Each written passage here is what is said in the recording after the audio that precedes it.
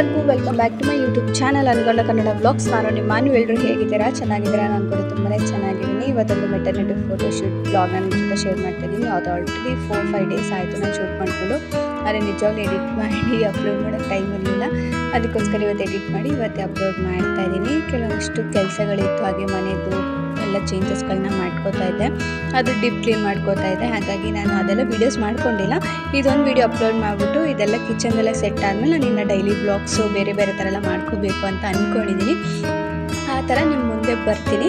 ಹಾಗೆ ಇನ್ನು ಲೊಕೇಶನ್ಗೆ ಒಂದು 7:30ಗೆ ಅಷ್ಟೊತ್ತಿಗೆ ನಾನು ರೀಚ್ ಆದೆ. ಸೊ ಹೋಗಿದ ತಕ್ಷಣ ಅವರು ಕೂಡ ತುಂಬ ಚೆಂದ ಮಾತಾಡ್ಸಿದ್ರು. ಒಳ್ಳೆ ತುಂಬ ವರ್ಷಗಳ ಪರಿಚಯ ಇರೋ ಥರ ಖುಷಿ ಆಯಿತು ನನಗೆ. ಅಷ್ಟು ಕಂಫರ್ಟಬಲ್ ಅವರು ನನ್ನ ಜೊತೆ ಇದ್ದಿದ್ದು.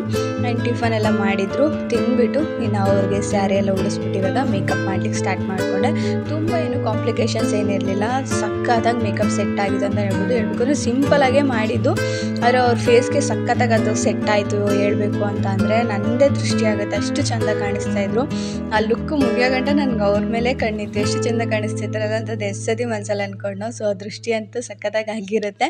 ಸೊ ನನಗಂತೂ ಫುಲ್ ಖುಷಿ ಆಯಿತು. ಅವ್ರಿಗೆ ಮೇಕಪ್ ಮಾಡಿದ್ದು, ಹೇರ್ ಸ್ಟೈಲು ಎಲ್ಲನೂ ಸಕ್ಕತ್ತಾಗಿ ಕಾಣಿಸ್ತಾ ಇತ್ತು. ಎಸ್ಸತಿ ಹೇಳಿದ್ನಲ್ವ.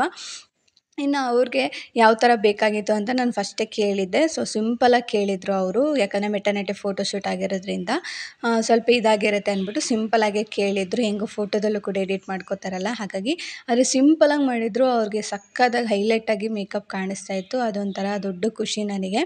ಸೊ ಇನ್ನೂ ಯಾರೆಲ್ಲ ಚಾನಲ್ನ ಸಬ್ಸ್ಕ್ರೈಬ್ ಮಾಡದೆ ನೋಡ್ತಾಯಿದ್ರು, ಪ್ಲೀಸ್ ಚಾನಲ್ನ ಸಬ್ಸ್ಕ್ರೈಬ್ ಮಾಡಿಕೊಂಡು ವೀಡಿಯೋಸ್ಗಳಿಗೆ ಸಪೋರ್ಟ್ ಮಾಡಿ ಅಂತ ಹೇಳ್ತಾ, ಹಾಗೆ ನೀವು ಏನಾದರೂ ಈ ಥರ ಫೋಟೋಶೂಟ್ಗಾಗಿರ್ಬೋದು, ವೆಡ್ಡಿಂಗ್ ಆಗಿರ್ಬೋದು, ಬ್ರೈಡ್, ನಾನ್ ಬ್ರೈಡ್, ಸೀಮಂತ, ಯಾವುದೇ ರೀತಿಯಾದಂಥ ಫಂಕ್ಷನ್ಸ್ಗಳಿಗೆ ನಿಮಗೂ ಏನಾದರೂ ಮೇಕಪ್ ಬೇಕು ಅಂತಿದ್ರೆ ನನ್ನ ಕಾಂಟ್ಯಾಕ್ಟ್ ನಂಬರು ನಿಮಗೆ ಸ್ಕ್ರೀನ್ ಮೇಲೆ ಸಿಗುತ್ತೆ, ಇಲ್ಲಾಂದರೆ ಡಿಸ್ಕ್ರಿಪ್ಷನಲ್ಲಿ ಯಾವಾಗಲೂ ಇರುತ್ತೆ. ಸೊ ಇವತ್ತಿನ ವೀಡಿಯೋದಲ್ಲೂ ಕೂಡ ನಾನು ಸ್ಕ್ರೀನ್ ಮೇಲೆ ನಂಬರ್ ಹಾಕಿದ್ದೀನಿ. ಒಂದು ಸತಿ ಚೆಕ್ಔಟ್ ಮಾಡಿ, ಎನ್ಕ್ವೈರಿ ಮಾಡಿ. ನಿಮ್ಗೆ ಏನಾದರೂ ಅಪ್ಕಮಿಂಗ್ ಫಂಕ್ಷನ್ಸ್ ಇದ್ದರೆ ನೀವು ಕೂಡ ಬುಕ್ ಮಾಡ್ಕೋಬೋದು. ಇನ್ನು ಅವ್ರಿಗೆ ಮೇಕಪ್ ಮಾಡಲಿಕ್ಕೆ ನಾನು ಈಗ ಸ್ಟಾರ್ಟ್ ಮಾಡಿಕೊಂಡೆ. ಆಲ್ಮೋಸ್ಟ್ ಮೇಕಪ್ ಎಲ್ಲ ಕಂಪ್ಲೀಟ್ ಆದಮೇಲೆ ನಾನು ಇವಾಗ ಹೇರ್ ಸ್ಟೈಲ್ನ ಮಾಡ್ಕೋತಾ ಇದ್ದೀನಿ. ಸೆಟ್ ಮಾಡೋಕ್ಕೆ ಬಿಟ್ಬಿಟ್ಟು ಅವರು ಹೇರ್ ಸ್ಟೈಲ್ ಬಂದು ಮೆಸ್ಸಿ ಬ್ರೈಡ್ ಥರ ಕೇಳಿದರು. ಅದು ಬಂದು ಟ್ರೆಡಿಷ್ನಲಾಗಿ ಕೇಳಿದರು.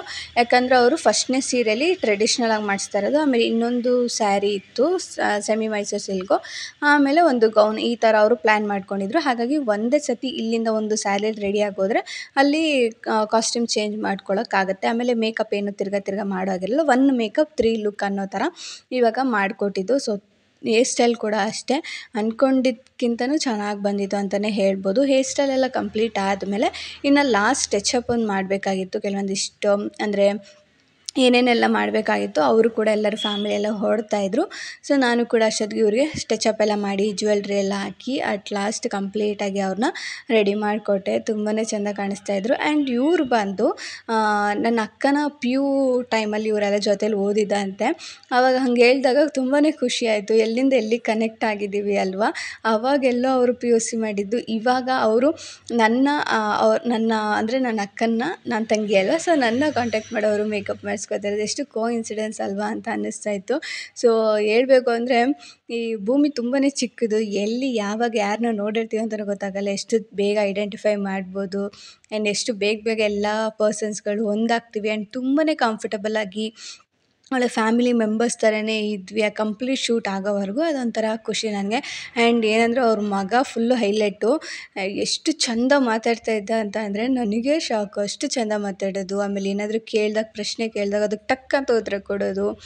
ನಿಜ ಮಕ್ಕಳು ಈಗಿನ ಜನ್ರೇಷನ್ ಮಕ್ಕಳಂತೂ ನಿಜ 5Gಗಿಂತ ಫಾಸ್ಟ್ ಅಂತಲೇ ಹೇಳ್ಬೋದು. ಅಷ್ಟು ಚೆಂದ ಮಾತಾಡಿಕೊಂಡು ಎಲ್ಲರ ಜೊತೆನೇ ಇದ್ದ. ನಾನು ಕೂಡ ಅಷ್ಟೇ, ನನ್ನ ಜೊತೆ ಎಷ್ಟು ಚೆಂದ ಮಾತಾಡ್ಕೊಂಡಿದ್ದ ಅಂತ ಅಂದರೆ ಆ ಟೈಮ್ ಹೋಗಿದ್ದೇ ಗೊತ್ತಾಗಲಿಲ್ಲ. ಅಷ್ಟು ಚೆಂದವಾಗಿ ನಮ್ಮ ಜೊತೆ ಮಾತಾಡಿಕೊಂಡು ಹರಟೆ ಹೊಡ್ಕೊಂಡಿದ್ದ ಅಂತಲೇ ಹೇಳ್ಬೋದು. So thank you so much ಪುಟ್ಟ.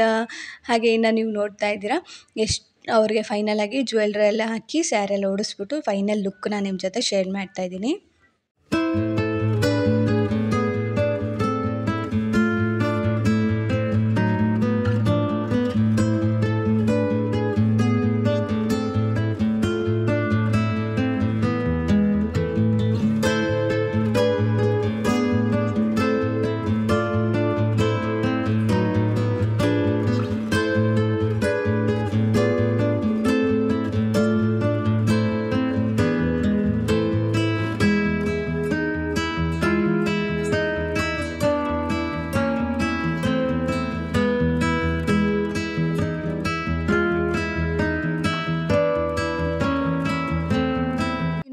ಇದ್ರಲ್ಲ ಅಲ್ಲೆಲ್ಲ ಮೇಕಪ್ ಎಲ್ಲ ಮುಗಿಸ್ಕೊಂಡು ನಾನು ಕೆಲವೊಂದಿಷ್ಟು ಶಾರ್ಟ್ಸ್ಗಳನ್ನೆಲ್ಲ ತಕ್ಕೊಂಡೆ ಒಂದು ಸಾಂಗಿಗೆ ಹಾಕೋಣ ಅಂತ ಹೇಳ್ಬಿಟ್ಟು. ಅಲ್ಲಿಂದ ಸೀದಾ ನಾವು ಲೊಕೇಶನ್ಗೆ ರೀಚ್ ಆದ್ವಿ. ಈ ಲೊಕೇಶನ್ ಇರೋದು ಬಂದು ಬಿನ್ಮಂಗ್ಲದಲ್ಲಿರೋದು. ನನಗೆ ಗೊತ್ತಿರಲಿಲ್ಲ, ಯಾವತ್ತೋ ಒಂದು ಸತಿ ನೋಡಿದ್ದೆ, ಆದರೆ ಈ ಥರ ಚೆನ್ನಾಗಿದೆ ಅಂತ ನಂಗೆ ನಿಜವಾಗ್ಲೂ ಗೊತ್ತಿರಲಿಲ್ಲ. ಅಷ್ಟು ಚೆನ್ನಾಗಿತ್ತು. ಆ್ಯಂಡ್ ಅಲ್ಲಿ ಓನರ್ ಕೂಡ ಅಷ್ಟೇ ತುಂಬ ಚೆಂದ ಮಾತಾಡ್ಸಿದ್ರು ನನ್ನ. ನೀವು ವೀಡಿಯೋಸ್ ಎಲ್ಲ ಮಾಡ್ತೀರಾ ಅಲ್ವಾ, ನಾನು ನೋಡ್ತಾ ಇರ್ತೀನಿ ಅಂತೆಲ್ಲ ಹೇಳಿದ್ರು. So thank you so much ಅವ್ರಿಗೂ ಕೂಡ ಕಂಡು ಹಿಡಿದು ಮಾತಾಡ್ಸಿದ್ದಕ್ಕೆ. ಒಂಥರ ಖುಷಿ ಆಯಿತು. ಆ್ಯಂಡ್ ಅಲ್ಲಿಗೆ ಹೋದ್ಮೇಲೆ ಸ್ವಲ್ಪ ಹೊತ್ತು ವೀಡಿಯೋಸ್ ಫೋಟೋಸ್ ಎಲ್ಲ ನಮ್ಮ ಫೋನಲ್ಲಿ ತಗೊಂಡ್ವಿ. ಅದಾದಮೇಲೆ ಅವರು ಕೂಡ ಬ್ಯಾಕ್ಗ್ರೌಂಡ್ ಎಲ್ಲ ಸೆಟಪ್ ಮಾಡಿ ಕೊಟ್ಟರು.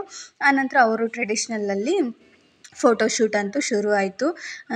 ಚೆಂದ ಕಾಣಿಸ್ತಾ ಇತ್ತು ಒಟ್ಟಿನಲ್ಲಿ ಆ ಬ್ಯಾಕ್ಗ್ರೌಂಡ್. ಅದಕ್ಕಿಂತ ನನ್ನ ಫೋನಲ್ಲಿ ಬಂದಿರೋ ಫೋಟೋಸು, ಕ್ಯಾಮ್ರಾ ಬಂದಿರೋ ಫೋಟೋಸ್ ಕೂಡ ಅಷ್ಟೇ, ಕ್ಯಾಮ್ರಾದಲ್ಲಂತೂ ಸಿಕ್ಕಾಪಟ್ಟೆ ಚೆನ್ನಾಗಿ ಬರ್ತಾಯಿತ್ತು. ನಾನು ನೋಡ್ತಾ ಇದ್ದೆ ಕ್ಯಾಮ್ರಾ ಫೋಟೋಸ್ ಹೇಗೆ ಬರ್ತಾಯಿದೆ, ಏನಾದರೂ ಇದಾಗಿದೆ ಅಂತ. ಇಲ್ಲ, ತುಂಬಾ ಚೆನ್ನಾಗಿ ಕಾಣಿಸ್ತಾ ಇತ್ತು. ಆಮೇಲೆ ಅಲ್ಲೇ ಒಂದು ಬೇಬಿ ಶೂಟ್ ಕೂಡ ನಡೀತಾ ಇತ್ತು. ಸೊ ಈ ಥರ ನಿಮಗೆ ಥೀಮ್ ವೈಸ್ ಅವರು ಮಾಡಿಕೊಡ್ತಾರೆ. ನೀವು 2 hours 3 hours ಈ ಥರ ಇರುತ್ತೆ, ಟೈಮಿಂಗ್ಸ್ ವೈಸ್ ನೀವು ಮಾಡಿಕೊಂಡು ಶೂಟ್ಗಳನ್ನ ಮಾಡ್ಕೋಬೋದು. ಸೊ ಈ ಲೊಕೇಶನ್ ನಿಮಗೆ ಬಿನ್ಮಂಗ್ಲದಲ್ಲಿ, ಬಿನ್ಮಂಗ್ಲ ಸ್ಟಾರ್ಟಿಂಗಲ್ಲಿ ನಿಮಗೆ ಸಿಗುತ್ತೆ. 2nd ಫ್ಲೋರಲ್ಲಿದೆ, ಆದರೆ ಕರೆಕ್ಟ್ ಅಡ್ರೆಸ್ ಗೊತ್ತಿಲ್ಲ. ಸೊ ಒಟ್ಟಿನಲ್ಲಿ ಬಿನ್ಮಂಗ್ಲದಲ್ಲಿದೆ. ನೀವು ಏನಾದರೂ ನೋಡಬೇಕು ಅಂದರೆ ಒಂದ್ಸತಿ ಸರ್ಚ್ ಮಾಡಿ, ಬಿನ್ಮಂಗ್ಲದಲ್ಲೇ ಈ ಲೊಕೇಶನ್ ಇದೆ. ಯಾರಿಗಾದರೂ ಶೂಟ್ಗೆ ಏನಾದರೂ ಹೆಲ್ಪ್ ಆಗುತ್ತೆ ಅಂತ ನಾನು ನಿಮ್ಮ ಜೊತೆ ಶೇರ್ ಮಾಡಿಕೊಂಡೆ ಅಷ್ಟೇ. ಬೇಕಾಗುತ್ತೆ ಈ ಥರ ಸಿಂಪಲ್ ಥೀಮ್ಸಲ್ಲಿ ನೀವು ಫೋಟೋ ಶೂಟ್ ಮಾಡಿಸ್ತೀರಾ ಅಂದರೆ ಬೇಕಾಗುತ್ತೆ ಅಂತ. ಇನ್ನು ಸೆಕೆಂಡ್ ಔಟ್ಫಿಟ್ಟಲ್ಲಿ ತೆಗೆಸ್ಕೊಂಡ್ರು, ಬೇಗನೆ ತೆಗೆಸ್ಕೊಂಡ್ರು. ಇನ್ನು ಥರ್ಡ್ ಔಟ್ಫಿಟ್ ಅವ್ರದ್ದು ಗೌನ್ ಇತ್ತು. ಅವ್ರಿಗೆ ಹೇರ್ಗೆ ನಾನು ತಿರ್ಗಿ ಎಕ್ಸ್ಟೆನ್ಷನ್ ಹಾಕಿ ಸ್ವಲ್ಪ ಟಚಪ್ ಮಾಡಿಬಿಟ್ಟು ಮೇಕಪ್ಗೆ ಸ್ಟಿಕ್ಕರೆಲ್ಲ ಚೇಂಜ್ ಮಾಡಿ ಈ ಥರ ಗೌನ್ ಅವರೇ ರೆಂಟಿಗೆ ತೊಗೊಂಡಿದ್ರು. ಅವ್ರನ್ನ ಕೂಡ ರೆಡಿ ಮಾಡಿಬಿಟ್ಟು ಕಳಿಸ್ದೆ. ಈ ಒಂದು ಲುಕ್ಕಲ್ಲೂ ಅಷ್ಟೇ ಸಿಕ್ಕಾಪಟ್ಟೆ ಚೆನ್ನಾಗಿ ಕಾಣಿಸ್ತಾ ಇತ್ತು ಫೋಟೋಸ್ ಎಲ್ಲ. ನಾನು ಇನ್ಸ್ಟಾಗ್ರಾಮಲ್ಲಿ ಆದಷ್ಟು ಫೋಟೋಸ್ ಆಗಿರ್ಬೋದು, ವೀಡಿಯೋಸ್ ಆಗಿರ್ಬೋದು ಶೇರ್ ಮಾಡ್ತೀನಿ. ಒಂದು ವೀಡಿಯೋ ಮಿನಿ ವ್ಲಾಗಲ್ಲೇ ಶೇರ್ ಮಾಡಿದ್ದೀನಿ. ಇದನ್ನೆಲ್ಲ ನಾನು ಎಡಿಟ್ ಮಾಡಿ ಅಪ್ಲೋಡ್ ಮಾಡಿಲ್ಲ. ಇವತ್ತು ಎಡಿಟ್ ಮಾಡಿ ವೀಡಿಯೋಸ್ ಎಲ್ಲ ಅಪ್ಲೋಡ್ ಮಾಡ್ತೀನಿ. ಸೊ ಖಂಡಿತವಾಗ್ಲೂ ಅದರಲ್ಲೂ ಕೂಡ ನೀವು ಚೆಕ್ಔಟ್ ಮಾಡ್ಬೋದು. ಇನ್ನು ಅನುಗೌಡ ಮೇಕೋವರ್ ನೆನ್ಮಂಗ್ಲ ಅಂತಲೂ ಕೂಡ ಇದೆ, ಅದರಲ್ಲೂ ಕೂಡ ನೀವು ಚೆಕ್ಔಟ್ ಮಾಡ್ಬೋದು. ಆ್ಯಂಡ್ ನನಗೆ ಲಾಸ್ಟಿಗೆ ಇಷ್ಟ ಆಗಿದ್ದು ಈ ಉಯ್ಯಾಲೆದು.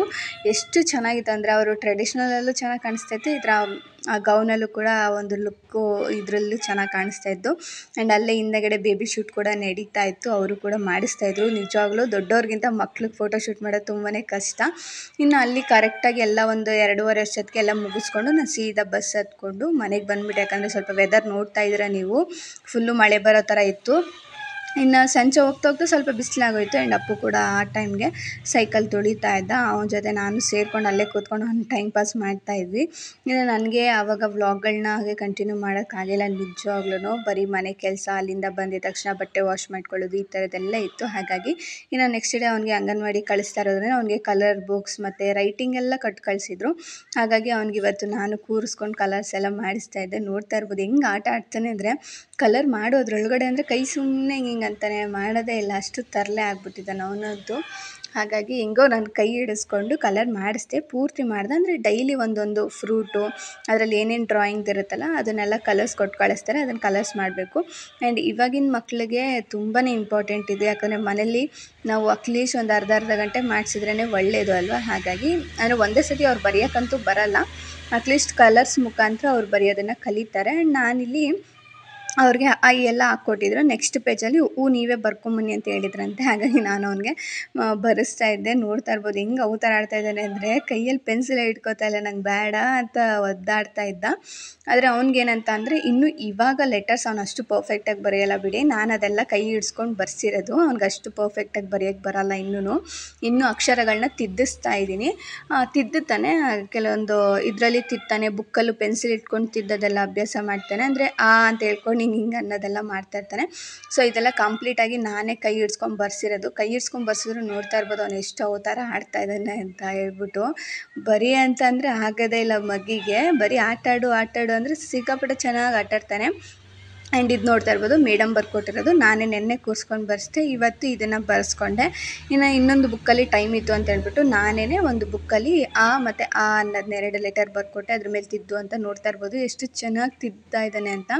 ಅಂದರೆ ಚಾಪೀಸೆಲ್ಲ ಇಟ್ಕೋತಾನೆ, ಪೆನ್ಸಿಲ್ ಇಟ್ಕೊಂಡು ಇವಾಗ ಹಂಗೆ ತಿದ್ದುತ್ತಾ ಇದ್ದಾನೆ. ಅಂದರೆ ಜಾಸ್ತಿ ನಾವೇನು ಫೋರ್ಸ್ ಮಾಡೋದಕ್ಕೆ ಹೋಗಲ್ಲ, ಅಯ್ಯೋ ಮಾಡು ಅಂತ ಏನು ಹೇಳೋಕ್ಕೆ ಹೋಗಲ್ಲ. ಆದಷ್ಟು ಪ್ರಾಕ್ಟೀಸ್ ಮಾಡು ಅಂತ ಸುಮ್ಮನೆ ಬಿಟ್ಟಿರ್ತೀನಿ ಅಷ್ಟೇ. ಇನ್ನು ನೋಡ್ತಾ ಇರ್ಬೋದು ಮನೆ ಕ್ಲೀನಿಂಗ್ ಮಾಡ್ಕೊಳ್ತಾ ಇದ್ದೀನಿ ಒಂದೊಂದೇ. ಹಾಗಾಗಿ ನಾನು ವ್ಲಾಗ್ಸ್ಗಳನ್ನ ಹಾಕೋದಕ್ಕಾಗಿಲ್ಲ. ನೆಕ್ಸ್ಟ್ ಇದರಲ್ಲಿ ನಾನು ಡೈಲಿ ವ್ಲಾಗ್ಗಳನ್ನ ಶೇರ್ ಮಾಡ್ತೀನಿ. ಇವತ್ತಿನ ವ್ಲಾಗ್ ನಿಮ್ಗೆ ಇಷ್ಟ ಆಗಿದ್ರೆ ಚಾನಲ್ನ ಸಬ್ಸ್ಕ್ರೈಬ್ ಮಾಡ್ಕೊಳ್ಳಿ, ಹಾಗೆ ಮರಿದಂಗೆ ಬೆಲ್ ಬಟನ್ನ ಕ್ಲಿಕ್ ಮಾಡಿ ಅಂತ ಹೇಳ್ತಾ ಸಿಗ್ತೀನಿ ಮುಂದಿನ ವೀಡಿಯೋದಲ್ಲಿ. Thank you so much for watching.